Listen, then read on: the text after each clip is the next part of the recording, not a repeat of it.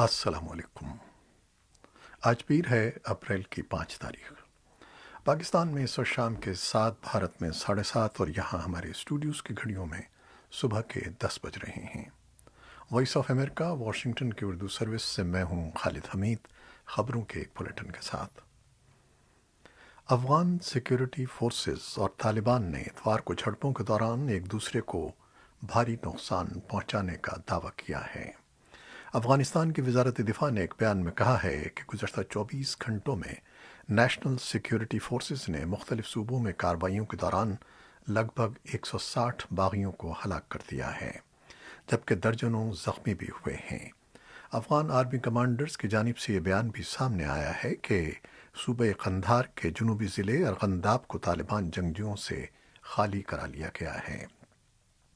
دوسری جانب طالبان نے اتوار کی دوپہر دارالحکومت کابل سے 30 کلومیٹر دور ضلع پغمان میں افغان فورسز کے قافلے پر کار بم حملے کی ذمہ داری قبول کر لی ہے۔ افغان حکام کے مطابق دھماکے میں 3 سیکیورٹی اہلکار ہلاک اور 1 درجن سے زائد زخمی ہوئے ہیں۔ طالبان کے حملے میں زخمی ہونے والے بیشتر اہلکاروں کی حالت تشویشناک بتائی جاتی ہے، جس کی وجہ سے ہلاکتوں میں اضافے کا خدشہ بھی ظاہر کیا جا رہا ہے۔ دوسری جانب طالبان کے ترجمان ذبیح اللہ مجاہد نے اپنے ایک بیان میں کہا ہے کہ افغان فورسز کے قافلے کو حکمت عملی کے تحت نشانہ بنایا گیا ہے، جس میں ہلاک و زخمی ہونے والوں کی تعداد 45 ہے۔ طالبان نے ضلع ارغنداب کا کنٹرول ہاتھ سے جانے سے متعلق کوئی تبصرہ نہیں کیا ہے، تاہم بیان میں کہا گیا ہے کہ افغان فورسز کو ممکنہ رد عمل کا سامنا کرنا پڑے گا۔ تجزیہ کاروں کا کہنا ہے کہ افغانستان میں تشدد کی حالیہ لہر ترکی کے شہر استنبول میں ہونے والی افغان امن کانفرنس پر اثر انداز نہیں ہوگی۔ افغان صدر اشرف غنی کی حکومت تصدیق کر چکی ہے کہ کابل انتظامیہ امن کانفرنس میں شرکت کرے گی۔ افغان حکام نے وائس آف امریکہ کو نام ظاہر نہ کرنے کی شرط پر بتایا ہے کہ 10 روزہ کانفرنس کا آغاز 16 اپریل سے ہوگا۔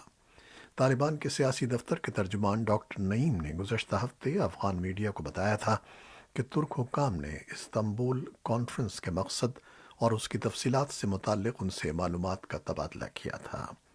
ان کے بقول طالبان کو ابھی یہ فیصلہ کرنا ہے کہ اس کانفرنس میں شرکت کرنی ہے یا نہیں۔ افغانستان کے بارے میں ایک نئی رپورٹ میں ورلڈ بینک نے توقع ظاہر کی ہے کہ سن 2021 میں ملک کی ترقی کی شرح نمو 1% اور سن 2022 میں 3% کے قریب ہوگی، کیونکہ آئندہ برس تک کووڈ-19 کا بحران ختم ہونے کی توقع ہے۔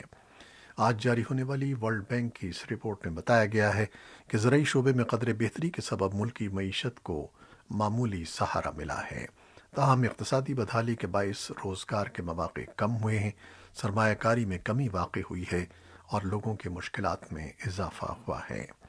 ورلڈ بینک کے کنٹری ڈائریکٹر ہنری کیریالی نے وائس آف امریکہ کو بتایا ہے کہ ورلڈ بینک سن 2021 کے دوران افغانستان کو IMF کے $650 ملین اور دیگر بین الاقوامی عطیہ دہندگان سمیت $1.4 بلین فراہم کرے گا۔ بھارت کی ریاست چھتیس گڑھ کے ضلع بجاپور میں ماؤ نواز باغیوں سے جھڑپ کے دوران بھارتی سیکیورٹی فورسز کے کم از کم 22 اہلکار ہلاک ہو گئے ہیں۔ اتوار کو بھارتی حکام نے تصدیق کی ہے کہ ہفتے کو چھتیس گڑھ میں ماؤ نواز باغیوں کے خلاف ایک آپریشن کے دوران سینٹرل ریزرو پولیس کے اہلکاروں کو نشانہ بنایا گیا۔ انسپکٹر جنرل پولیس پی سندر راج نے بتایا کہ سیکیورٹی فورسز سے جھڑپ میں کم از کم 9 باغی بھی ہلاک ہوئے ہیں، جن میں ایک خاتون بھی شامل ہے۔ بھارت کے وزیر داخلہ امت شاہ نے سیکیورٹی فورسز کو ہدایت کی ہے کہ وہ ماؤ نواز باغیوں کو ڈھونڈ کر کیفر کردار تک پہنچانے کے لیے کارروائی کریں۔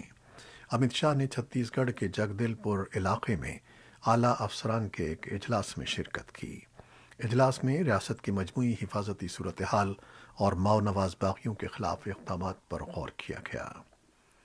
میانمار میں اتوار کے روز فوجی حکومت کے خلاف مظاہرے جاری رہے۔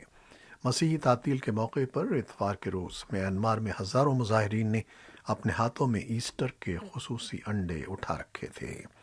میڈیا اور دیگر ذرائع کے مطابق پچھلے 2 ماہ میں مظاہروں پر ہونے والے پرتشدد کریک ڈاؤن میں سینکڑوں افراد ہلاک ہو چکے ہیں۔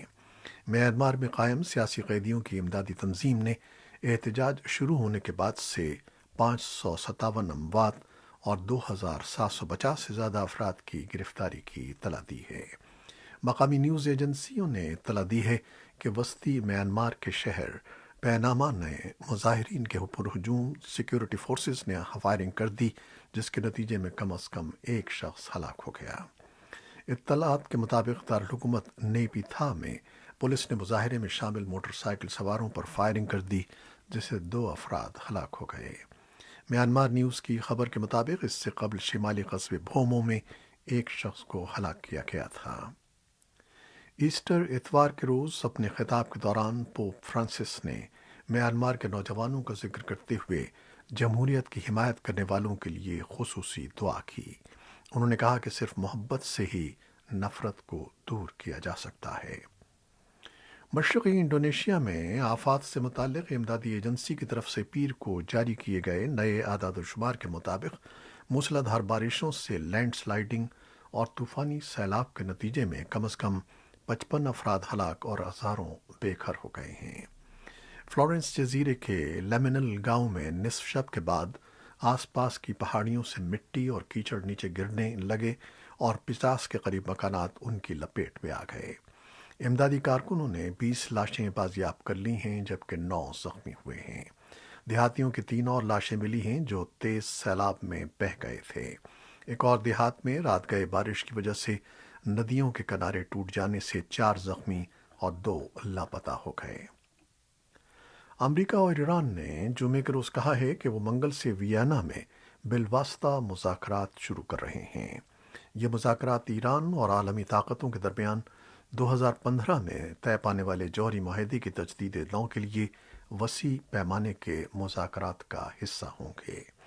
ईरान ने वियना में अमरीकी अहदेदारों से किसी बराह रास्त बातचीत के इम्कान को मुस्तरद किया है, लेकिन मुबस्सरीन का ख्याल है कि ईरानी और अमरीकी अहदेदारों की ऑस्ट्रिया के दारुल हुकूमत में बैक वक्त मौजूदगी, जिसे वाशिंगटन ने एक सेहतमंदाना पेशरफ्त करार दिया है, माहदे के तमाम फरीकों को इकट्ठा करने में अहम किरदार अदा करेगी। अमरीकी खबर रसां इदारे एसोसिएटेड प्रेस के मुताबिक अमरीकी महकमा खारजा के तर्जुमान ने कहा है कि अमरीका और ईरान आइंदा हफ्ते मुसालहतकारों के जरिए यानी बिलवास्ता मुज़ाकरात का आगाज़ करेंगे, ताकि दोनों मुल्क वापस जौहरी समझौते में शामिल हो जाएं।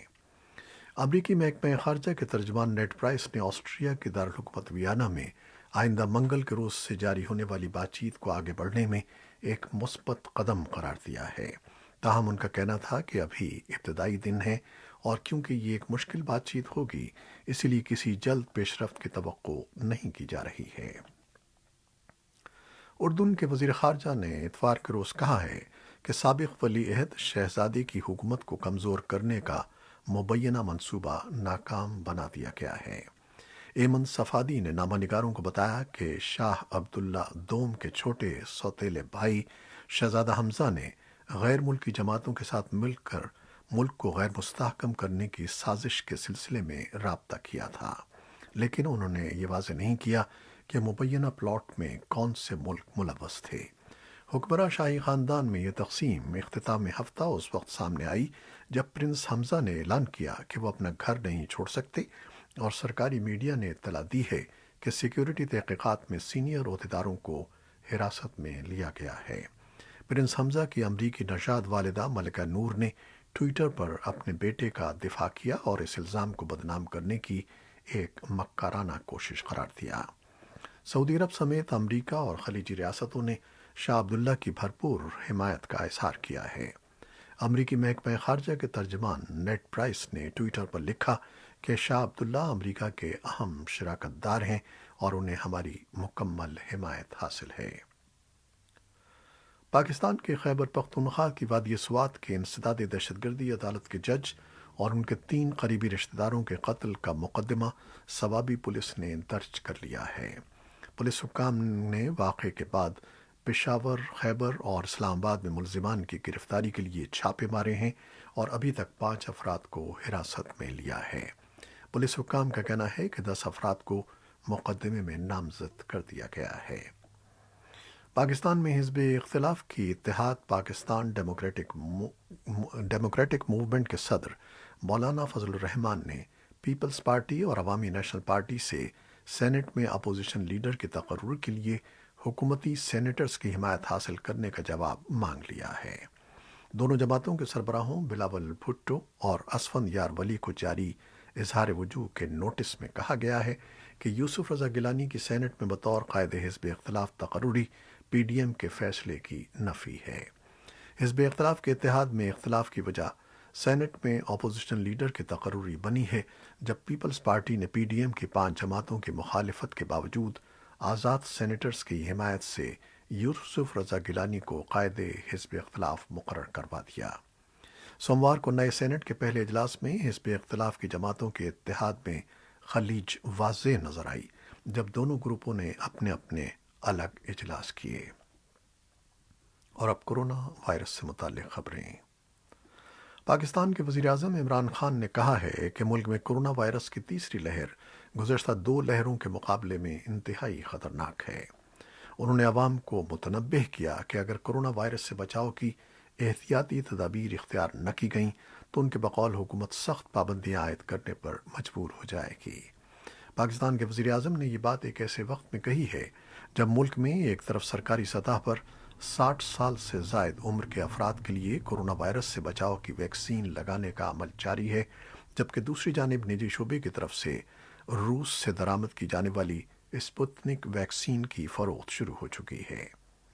حکومت اب تک 8 لاکھ افراد کو کورونا سے بچاؤ کی ویکسین لگا چکی ہے، مگر بعض افراد کورونا سے بچاؤ کی ویکسین کے بارے میں اب بھی ہچکچاہٹ کا شکار ہیں۔ ماہرین کا کہنا ہے کہ کورونا وائرس کی وبا سے بچنے کا واحد ذریعہ کورونا ویکسین ہے، جو ان کے بقول محفوظ اور مؤثر ہے۔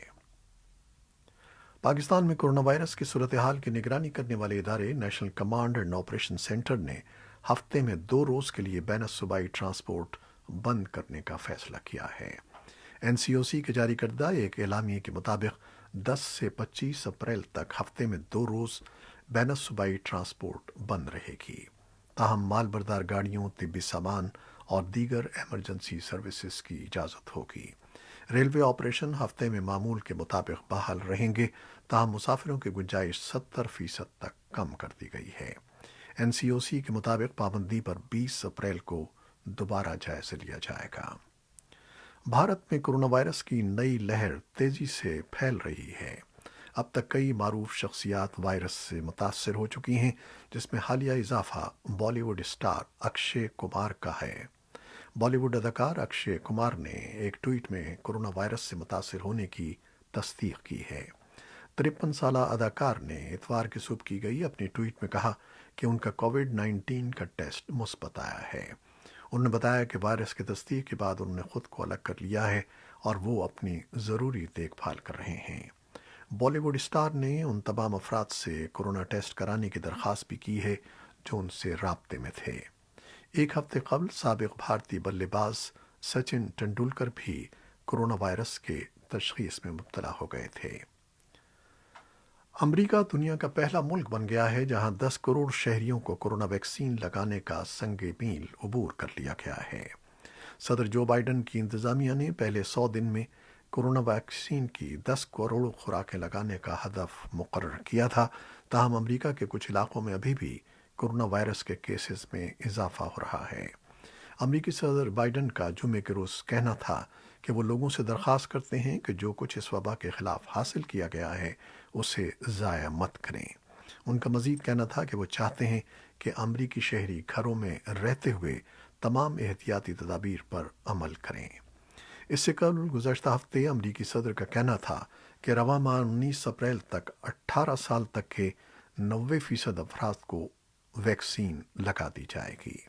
امریکی صدر کا مزید کہنا تھا کہ ان افراد کو ویکسین لگوانے کو 1 مئی تک بھی انتظار نہیں کرنا پڑے گا۔ یہ تھیں وہ خبریں جو فیس بک لائیو پر ہم نے آپ کے لیے پیش کی۔ ہماری ویب سائٹ اور یوٹیوب پر یہ بلیٹن پوسٹ کر دیا جاتا ہے، جسے آپ بعد میں بھی دیکھ سکتے ہیں۔ ہمارے اس بلیٹن کو اپنے دوستوں کے ساتھ شیئر کرنا نہ بھولیے گا۔ خالد حمید اجازت چاہتا ہے۔ اللہ حافظ۔